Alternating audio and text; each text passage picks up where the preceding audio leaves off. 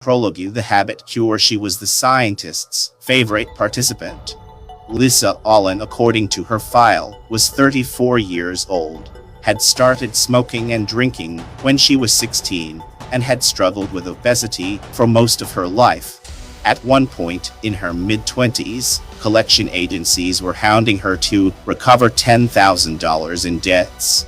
An older sum listed her longest job as lasting less than a year. The woman in front of the researchers today, however, was lean and vibrant, with the toned legs of a runner. She looked a decade younger than the photos in her chart, and like she could out-exercise anyone in the room. According to the most recent report in her file, Lisa had no outstanding debts, didn't drink, and was in her 39th month at a graphic design firm. "How long since your last cigarette?" one of the physicians asked. Starting down the list of questions Lisa answered every time she came to this laboratory outside Bethesda, Maryland. "Almost 4 years," she said, "and I've lost 60 pounds and run a marathon since then." She'd also started a master's degree and bought a home. It had been an eventful stretch. The scientists in the room included neurologists, psychologists, geneticists, and a sociologist.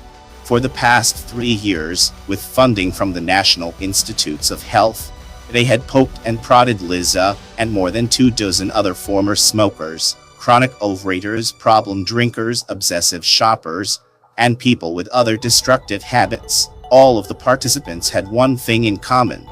They had remade their lives in relatively short periods of time. The researchers wanted to understand how, so they measured subjects' vital signs, installed video cameras inside their homes to watch their daily routines, sequenced portions of their know, and with technologies that allowed them to peer inside people's skulls in real time, watched as blood and electrical impulses flowed through their brains while they were exposed to temptations such as cigarette smoke and lavish meals. The researchers' goal was to figure out how habits work on a neurological level and what it took to make them change. "I know you've told this story a dozen times," the doctor said to Lisa, "but some of my colleagues have only heard it secondhand.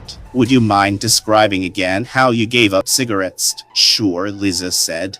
"It started in Cairo. The vacation had been something of a rash decision," she explained. A few months earlier, her husband had come home from work and announced that he was leaving her because he was in love with another woman.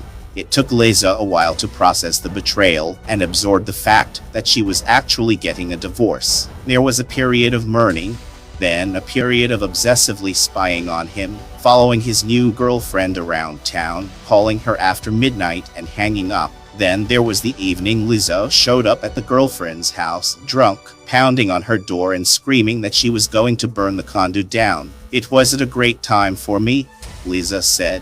"I had always wanted to see the pyramids, and my credit cards weren't maxed out yet."